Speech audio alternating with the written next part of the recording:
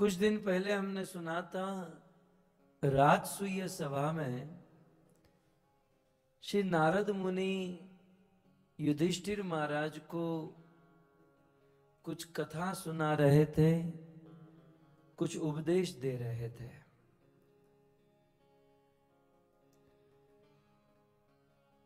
श्री नारद मुनि युधिष्ठिर महाराज को उपदेश देते देते वर्णाश्रम धर्म का उपदेश देने लगे। सर्वप्रथम उन्होंने ब्रह्मचारी धर्म का उपदेश दिया। ब्रह्मचारी किसे कहते हैं? ब्रह्म आचरेत इति ब्रह्मचारी, जो रात दिन 24 घंटा ब्रह्म में ही विचरण करता है, उसे ब्रह्मचारी कहते हैं। फिर उन्होंने सन्यास धर्म का वर्णन किया। सन्यासी, ये सन्यास धर्म बड़ा कठिन होता है। सन्यासी को रोज 3 घर पर भिक्षा मांगने का अधिकार होता है। यदि मिला तो मिला, नहीं मिला तो भूखे ही सो जाना है। सन्यासी जिसे सुबह उठकर उनकी दृष्टि जिस दिशा में होती है उस दिशा में चलने लगना है। चरे वेती चलता रहे। लेकिन है युधिष्ठिर, जो सन्यास धर्म का पालन करता है वो निश्चित रूप से मोक्ष को प्राप्त करता है, ईश्वर को प्राप्त कर लेता है। नारद जी ने युधिष्ठिर महाराज को कहा। जब इस प्रकार से युधिष्ठिर महाराज ने सुना, तब युधिष्ठिर महाराज कहते हैं कि नारद जी, क्या सन्यासी लोग ही प्रभु की प्राप्ति कर पाएंगे? भाई हम तो गृहस्थ हैं, हम गृहस्थी में रहने वाले लोग प्रभु की प्राप्ति नहीं कर सकते? नारद जी, हम गृहस्थों के विषय में बताइए। आप श्लोक में देख सकते हैं। श्री युधिष्ठिर महाराज पूछते हैं। श्री युधिष्ठिर उवाच गृहस्थ एतां पदवीं विधीनाये न चाञ्जसा याति देवऋषे ब्रूहि मातृशो गृहमूढति मातृशो गृहमूढति।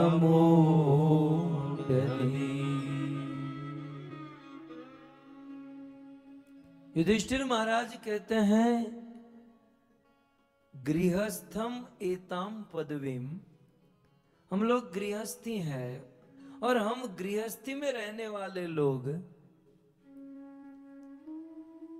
आप ऐसी कोई विधि बता सकते हैं कि जिस विधि का पालन करके गृहस्थी में रहकर ही हम प्रभु की प्राप्ति कर सकें? क्योंकि विधिना ये न चांजसा, अंजसा माने आसानी से, वेरी इजीली। क्योंकि गृहस्थ जो है ना, वो ज्यादा भजन साधन कर नहीं सकता, कभी कभी चाह कर भी नहीं हो पाता। क्योंकि गृहस्थी आदमी को अनेकों प्रकार की रिस्पॉन्सिबिलिटी होती है। घर चलाना होता है, पत्नी का पालन करना, बच्चों को बड़ा करना, और फिर समाज सेवा, देश सेवा। एक गृहस्थ अनेकों प्रकार की रिस्पॉन्सिबिलिटी से बंधा हुआ होता है। तो गृहस्थ जीवन में गृहस्थी के भार को, बोझ को लेकर आधा तो ऐसे ही मर गया होता है, और ऊपर से यदि कोई कहे कि हिमालय में जाकर तप करो, दिन भर भूखे रहो, तो जरा कैसे कर पाएगा। इसलिए श्लोक में आप देख सकते हैं, गृहस्थम एताम पदवीम, इस गृहस्थ आश्रम में रहकर विधि ना, ऐसी कोई विधि बताइए। कैसी विधि? अंजसा, आसानी से, इजीली हम भगवान को प्राप्त कर सके। और नारद जी, आप ऐसी कोई कॉम्प्लिकेट विधि भी मत बताइएगा, क्योंकि याति देव ऋषि ब्रूहि, हे ऋषि, हे मुनिवर, आप विधि बोलिए, लेकिन मादृशो गृह मुड्ढधि, मेरे जैसी घर गृहस्थी में पूर्ण रूप से जो आसक्त है, मेरे जैसे अटैच्ड आसक्त व्यक्ति को वह विधि समझ में आए और वह विधि का पालन कर सके, ऐसी कोई विधि बताइए। इस श्लोक के अंत में युधिष्ठिर महाराज अपने को क्या कहते हैं? गृह मुड्ढधि, मतलब घर गृहस्थी में फंसा हुआ आदमी। आप लोग फंसे हुए हो कि नहीं? गृह मुड्ढधि का अर्थ क्या होता है? एक संत ने बहुत सुंदर कहा, आप लोग मेरे बात दोहराइए, बोलेंगे? गुजराती में बोलूं, हिंदी में बोलूं? पैसा मेरा परमेश्वर, बोलिए, ये तो बोलिए ना यार। पैसा मेरा परमेश्वर,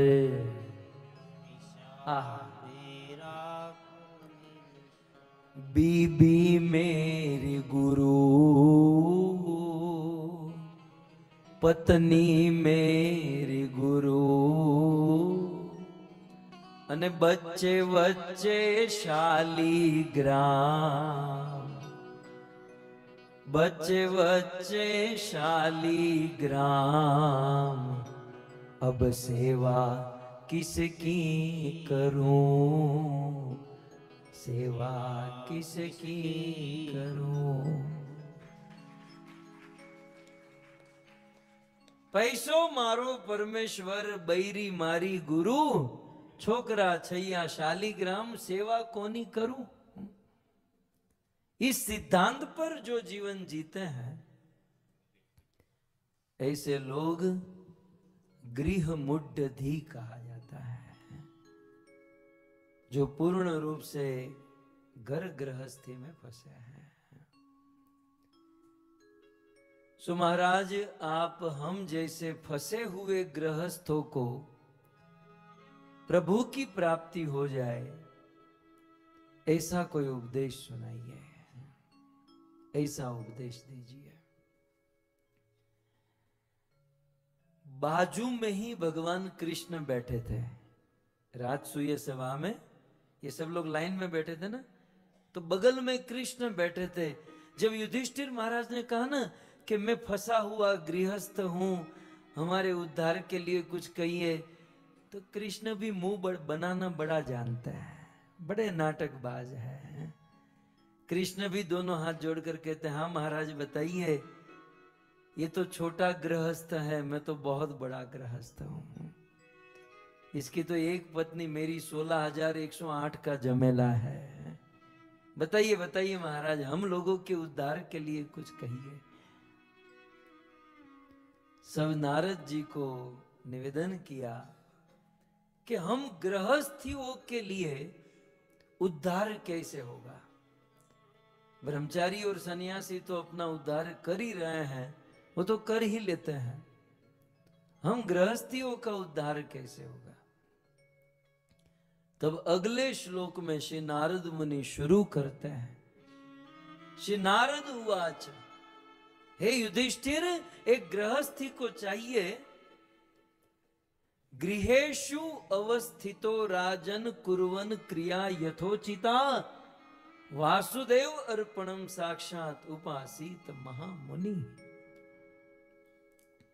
गृहस्थी को चाहिए कि वो अपने गृहस्थी को न छोड़े, अपनी गृहस्थी को न त्यागे। कई बार कुछ लोग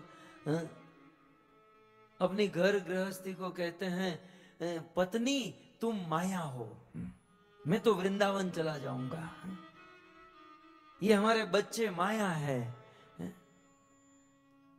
सो नारद मुनि सबसे पहला सिद्धांत हम गृहस्थियों को कहते हैं, छोड़ने की बात नहीं करनी है।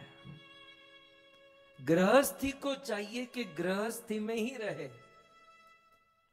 और यदि तुम्हें छोड़ना ही है तो फिर विवाह क्यों किया, ये जिम्मेवारी क्यों उठाई, ये रिस्पॉन्सिबिलिटी क्यों ली। अब जब इतनी बड़ी जिम्मेवारी लेकर बैठे हो तो गृहेषु, श्लोक में आप देखिए, गृहेषु अवस्थितो, गृह में अवस्थित रहो, गृह को कभी मत छोड़ो। कई बार कुछ लोग कहते हैं हमने डिवोर्स ले लिए, क्यों? क्योंकि मुझे भक्ति करने को नहीं मिल रहा था। नारद मुनि उस परिस्थिति में भी कहते हैं, चाहे जीवन में कैसी भी परिस्थिति हो, कभी भी गृहस्थी को न छोड़े। यदि परिवार में प्रॉब्लम है तो अपना कर्म समझकर उसे भोगते हुए, उसे सहन करते हुए गृहस्थी को निभाए। क्योंकि आज डिवोर्स दे दोगे तो दूसरों के साथ वो कर्म कभी नहीं छोड़ेगा। कर्म में, भाग्य में लिखा है दुख भोगतना, तो यहां नहीं तो वहां दुख तो भोगतना होगा। तो फिर जीवन में जो भी परिस्थिति आए उसे प्रेम से स्वीकार करें और गृहस्थी में रहे। सुगृहेषु अवस्थितो। कई बार कुछ लोग अपने बच्चों को कहते हैं गीता मत पढ़ना। आजकल गीता डिस्ट्रीब्यूशन होती है ना, गीता मत पढ़ना, क्यों? हम लगभग गुजराती वाला बहु के, गीता वांचो ने तो बाबा बनी जशो। મને એક દ્રષ્ટાંત बताओ, गीता वांचीने कोई बावो बन्यो होय। अर्जुन बाबा बनना चाहता था। अर्जुन ने क्या कहा भगवत गीता के प्रारंभ में? गुरु न हत्वा ही महानुभावान श्रेयम भोक्तुम भैक्ष्मिह अपि लोके हत्वार्थ कामास्तु गुरु निहैव भुंजीव भोगान रुधिर प्रदिग्धान। मैं युद्ध नहीं करूंगा, मैं मेरा कर्म नहीं करूंगा, कर्तव्य नहीं करूंगा, मैं भीख मांगकर मेरा जीवन बिता लूंगा, युद्ध नहीं करूंगा केशव। ये तो बाबा बनना चाहता था। अर्जुन ने युद्ध करवाया, कृष्ण ने युद्ध करवाया। भगवत गीता सुनकर अर्जुन अपने कर्तव्य में प्रवृत्त हुआ। भगवत गीता का सार क्या है? अपने कर्तव्य में प्रवृत्त रहो। सो गृहेषु अवस्थितो, सबसे पहला पॉइंट गृहस्थी को चाहिए कि अपनी गृहस्थी में रहे। भगवत कृपा से जैसी भी गृहस्थी मिले, हमारे प्रभुपाद कहते थे कि अच्छी पत्नी मिली हो तो भगवान को धन्यवाद दे कि बहुत अच्छी पत्नी मिली, और अच्छी पत्नी न मिले तब डबल धन्यवाद देते, चलो आसक्ति नहीं होगी, जल्दी मोक्ष मिलेगा। अच्छी गृहस्थी हो तो भी भगवत कृपा, नहीं भी हो तो भगवत कृपा। जीना है 50-60 वर्ष के लिए, क्या मगजमारी करना। सुगृहेषु अवस्थितो राजन, और गृहस्थी में रहकर क्या करे? कुरुवन क्रिया यथोचिता। हम गृहस्थों के लिए, मैं तो कहता हूं जहां जहां शादी होती है ना, ये आज का प्रवचन वहां पर दे देना चाहिए। गृहस्थ जीवन में प्रवेश करते समय पहले ये समझना है तो पहले तो गृहस्थी में रहे और गृहस्थी में रहकर कुरुवन क्रिया, अपने कर्तव्य को करें। लेकिन एक शब्द बड़ा सुंदर है, कुरुवन क्रिया, कर्तव्य करो, लेकिन कैसे? यथोचिता, यथा उचित। मतलब जरूरत से ज्यादा कर्म कर्तव्य करने की जरूरत नहीं है, समझ रहे हैं? शोखना गाजर खावानी जरूर नहीं। कहां जा रहे हो? मौसी के, चाचा के, मामा के, फलाने के, वहां के, उसके बेटे की शादी में जा रहे हैं। कितना लंबा किया इस आदमी। इमीडिएट फैमिली हो ठीक है, अपने कर्तव्यों को मिनिमाइज करते जाए। ये घर गृहस्थी की जंजाल बहुत लंबी हो जाएगी नहीं तो। प्रहलाद महाराज ने बहुत सुंदर कहा कि हम गृहस्थों का जीवन रेशम के कीड़े के समान होता है। जैसे रेशम का कीड़ा जो होता है ना, अपनी लार से ही अपना घर बनाता है? और ऐसा घर बनाता है, ऐसा घर बनाता है, बनाते बनाते बनाते बनाते वह रेशम का कीड़ा अपने ही बनाए हुए घर में फंस जाता है। कथम प्रियाया अनुकंपिताया संगे रहस्य रुचिरांश मंत्रान सुहत्सु तत्स्नेह शीत शिशु नाम कलाक्षराणाम अनुरक्त चित्त। शादी करते हैं, बच्चे होते हैं, अपना परिवार, ससुराल वाला परिवार, इसके बच्चे उसके बच्चे, करते करते करते इतनी बड़ी घर गृहस्थी कि त्यजेत कोशस्क दिवे हमान कर्माणि लोभान अनुतृप्त काम औपस्य जे हम बहुमन्य मान कथम विरज्येत दुरंत मोह। इसे प्रहलाद महाराज की शिक्षा अद्भुत है। अपने ही लार से अपना घर बनाता है और बनाते बनाते अपने ही बनाए हुए घर में फंस जाता है। ऐसा फंसता है कि वो बाहर निकलना चाहता है, बहुत हाथ पांव चलाता है, निकल नहीं पाता और तड़प तड़प कर अपना प्राण त्याग देता है।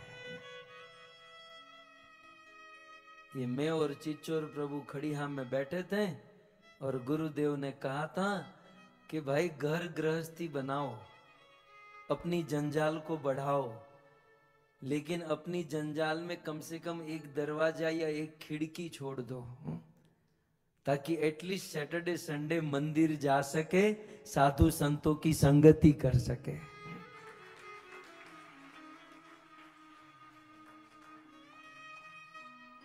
जरूरत से ज्यादा जो कर्म है, कर्तव्य है, वो बाधा बनते हैं। बहुत सुंदर कहा युधिष्ठिर महाराज को कि गृहेषु अवस्थितो राजन क्रिया कुर्वन् यथोचिता। और फिर तीसरी लाइन में क्या कहते हैं? वासुदेव अर्पणम साक्षात। हम गृहस्थी लोग जीवन में जो भी काम करे, कर्म करे, मेहनत करे, सबसे पहले भगवान को अर्पण करें।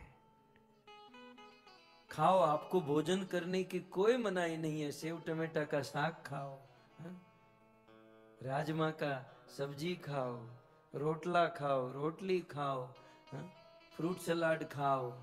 कितना खाते हैं हम लोग।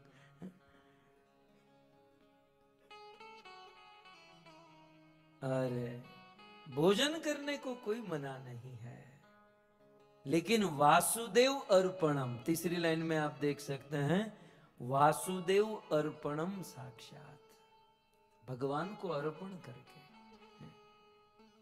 हम गृहस्थी में जो भी वस्तु आए, हम लोग गाड़ी लेते हैं, घर लेते हैं, हम कुछ भी करें जरूरी है, लेकिन वासुदेव अर्पणम, भगवान को अर्पण करते हुए करें।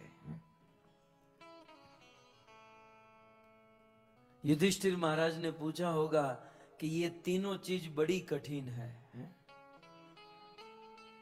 तब नारद जी ने कहा कि ये तीनों चीज इजी हो जाएगी, गृहस्थी में रहना भी इजी हो जाएगा, कर्तव्य करना भी इजी हो जाएगा, और वासुदेव को अर्पण करना भी इजी हो जाएगा। बस चौथी लाइन ठीक से कर लो श्लोक में। चौथी बात जो है ना वो ठीक से अपने जीवन में उतार दो तो बाकी का सब कुछ ठीक हो जाएगा। चौथी लाइन कौन सी है? उपासीत महामुनि। महामुनि, महामुनि माने संत, साधु, संत, महात्मा। उप माने निकट, आसित माने बैठना। साधु संतों के निकट बैठो। उप आसित, उप माने निकट, आसित माने बैठना। निकट बैठो किसके?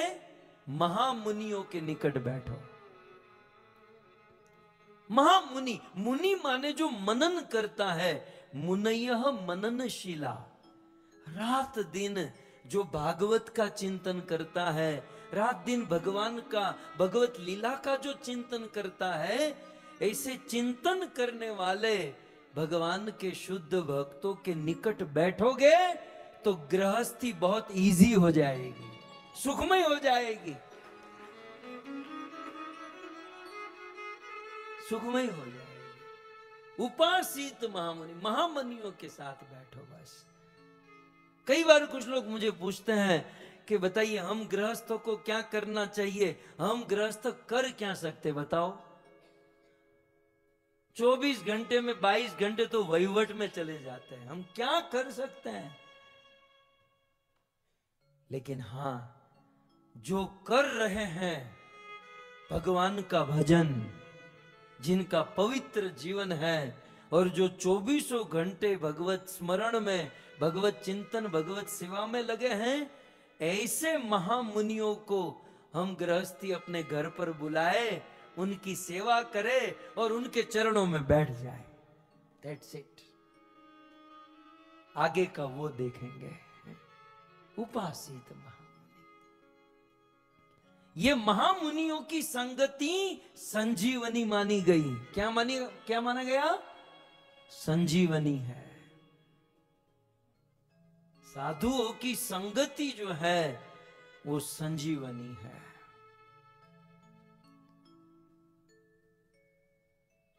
आपने कभी नेशनल डिस्कवरी चैनल पर देखा होगा, सांप और नेवला दुश्मन होता है।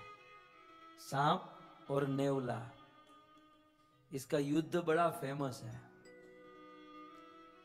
और नेवला शक्तिमान होता है, सॉरी, सांप जो होता है वो शक्तिमान होता है क्योंकि उसके पास विष है, परंतु नेवला बुद्धिमान होता है।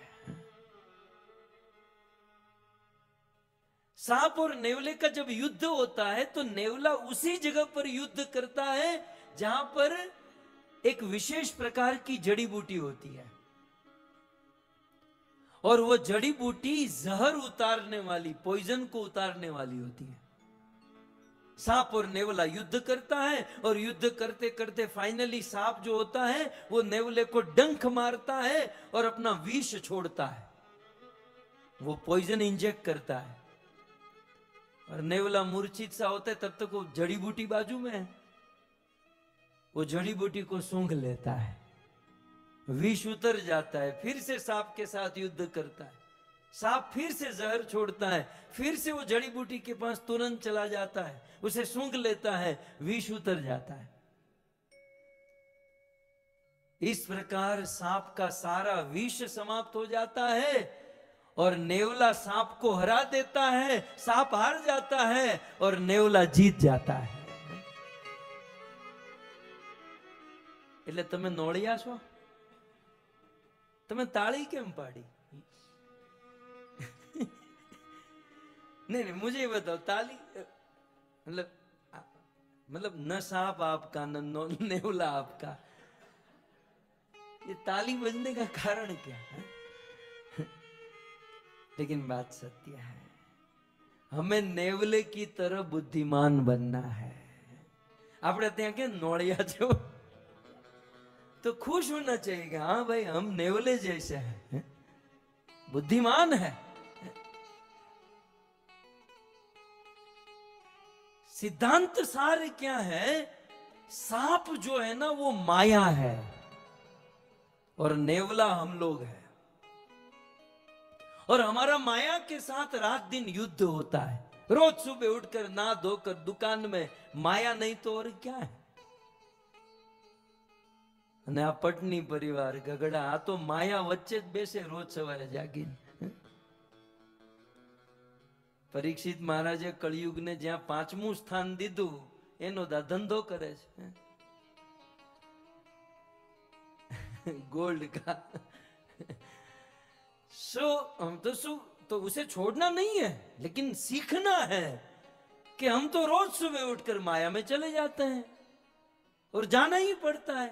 सब जगह थोड़ी डिवोटी मिलेंगे, जॉब करना होगा, बिजनेस करना होगा, घर गृहस्थी चलाने के लिए माया में जाना होगा, लेकिन हमें नेवले की तरह बुद्धिमान बनना है। कैसे बुद्धिमान? सांप और नेवले का युद्ध होता है और सांप जब जहर छोड़ता है और नेवला थोड़ा सा जहर चढ़ता है तो क्या करता है? जड़ी बूटी को सूंघ लेता है।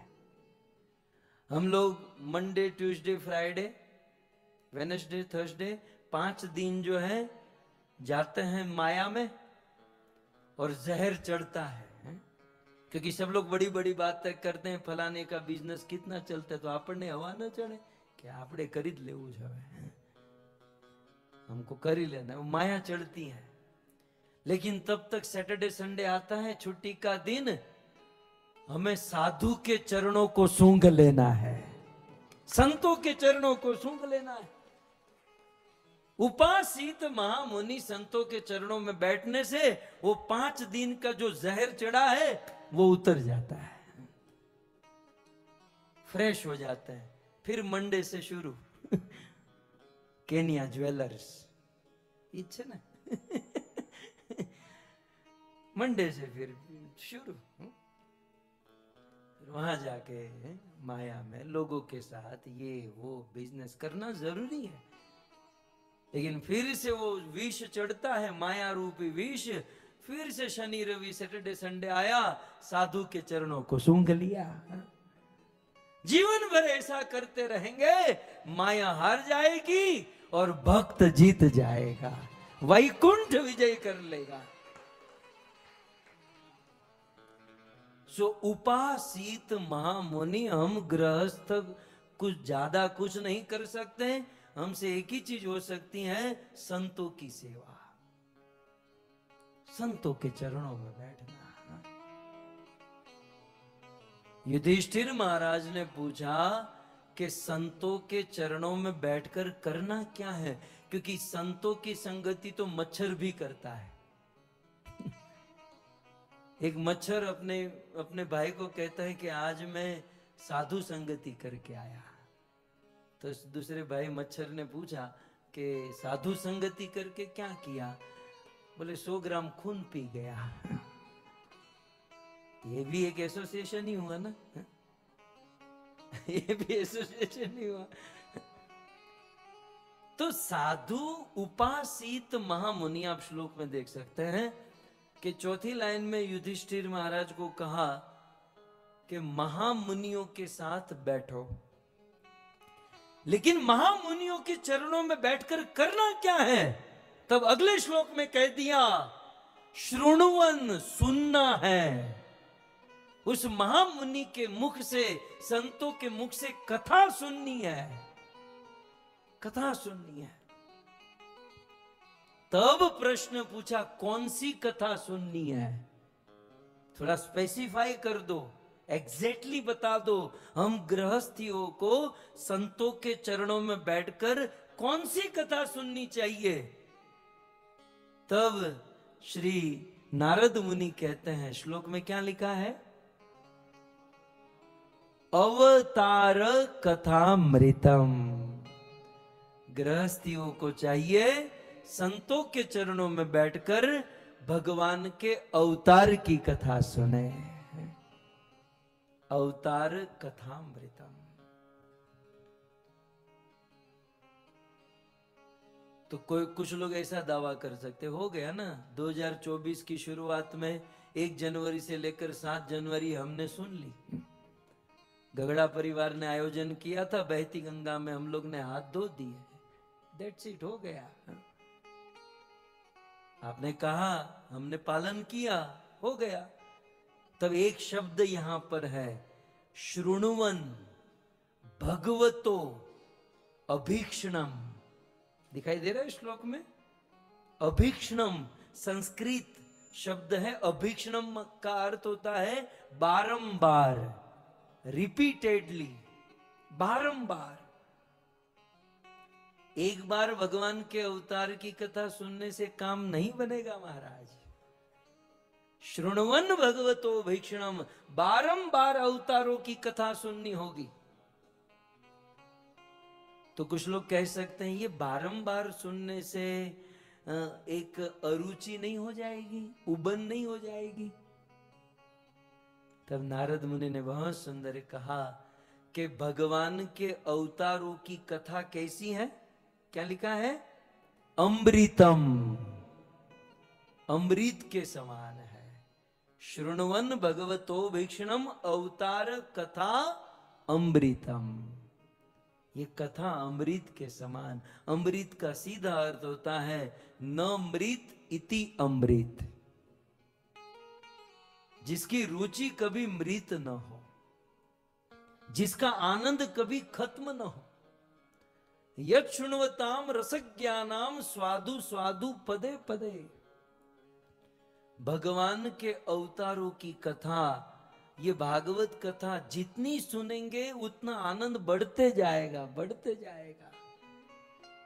हमारे आयुर्वेद का एक सूत्र है, मर्दनम गुण वर्धनम। जानते हो? नहीं जानते? पान मावा तो खाने वाले को देखा है ना, जितना घींचते हैं, खैनी खाने वाले हैं, जितना रगड़ते हैं उतना रस ज्यादा निकलता है। ये सबको पता है।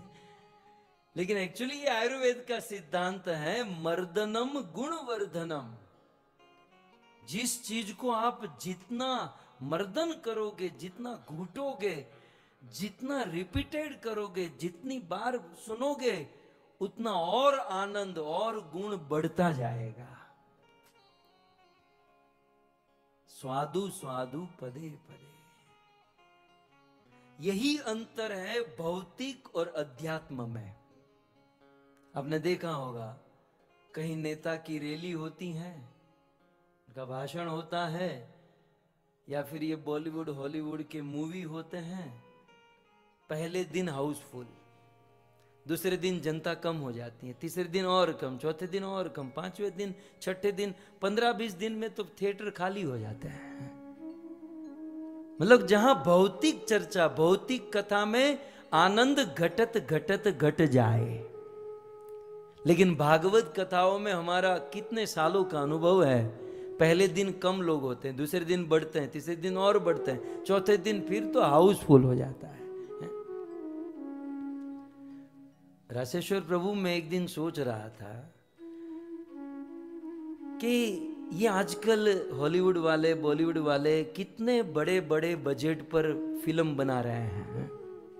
अच्छे अच्छे फिल्म आते हैं, बाहुबली, माथा का दुखावा, कितना 500 करोड़, 1000 करोड़, 1500 करोड़ खर्च करके मूवी बनते हैं। लेकिन वो 1500 करोड़ रुपए खर्च करके थिएटर में वो मूवी कितना टाइम चलता है? महीना, 2 महीना, 3 महीना, ज्यादा अच्छे से अच्छा हो तो 6 महीना चलो ना, और फिर वो उतर जाता है, पुराना हो जाता है। लेकिन जिस कथा, भागवत कथा में कोई खर्च नहीं है, मैं 20 साल से ये कथा गा रहा हूं और हर शो हाउसफुल जा रहा है, हाउसफुल। वहां हजारों करोड़ का खर्चा करने के बाद भी वो 2-3 महीने में फिल्म उतर जाती है और 20-20 साल से गा रहा हूं, लेकिन चढ़ती जा रही है फिल्म, चढ़ती जा रही है। यह है अध्यात्म तत्व। अध्यात्म में जितना सुनेंगे उतना रस आनंद बढ़ते जाएगा, बढ़ते जाएगा। सो अवतार कथा अमृतम।